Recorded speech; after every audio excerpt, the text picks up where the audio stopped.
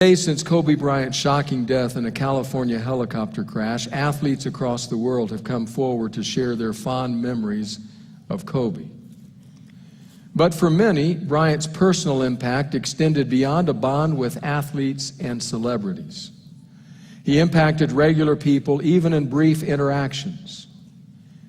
That was no more evident than in a recent Facebook post from Kristen O'Connor Hecht. O'Connor Hecht is the wife of a former Phoenix Suns director of corporate partnerships. When Kristen worked at St. Joseph's Hospital and Medical Center in Phoenix, a cardiologist she worked with asked Kristen if her husband could see if the Lakers, ahead of a game in Phoenix, would sign a basketball for a terminally ill young fan who was named Kobe. Here's what O'Connor Hecht wrote on her Facebook post. "So I have a story," she wrote. "When we lived in Phoenix, frequently mine and Tom's paths would cross in our work. A pediatric cardiologist I worked with asked me if Tom could get an autographed something from the Lakers for a 5-year-old dying patient who was named Kobe. He was from one of the reservations in Arizona where basketball is life. I called Tom at the Phoenix Suns making the request, believing that there would be virtually no way this would happen. The Lakers were coming to play the Suns later in the week.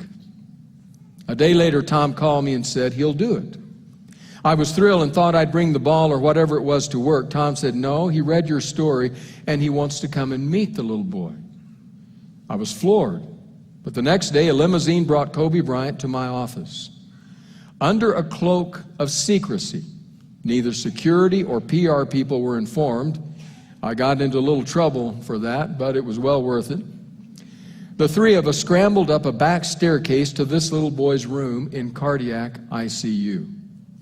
For the better part of an hour, they played basketball, passing it back and forth with little Kobe laughing and his sweet mama smiling and laughing.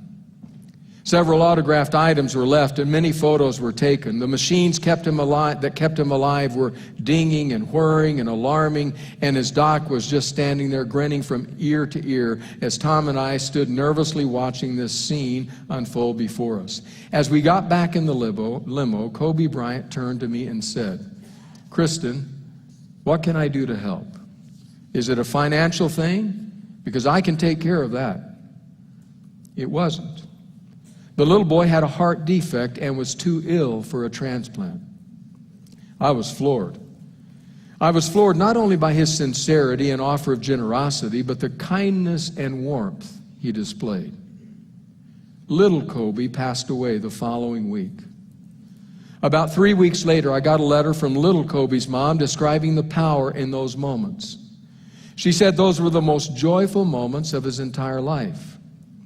The photos were the only photos she had of him smiling. According to Kobe Bryant's PR people, he did this everywhere, but the deal was no PR.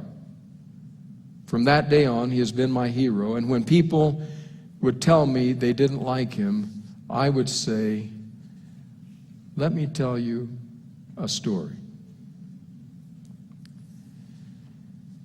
Whatever you might think of Kobe Bryant,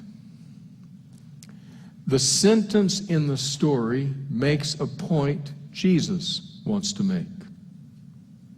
Did you catch that sentence that's toward the very end of the story?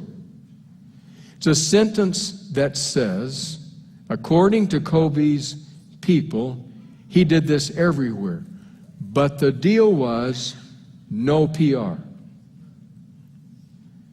That sentence changes everything.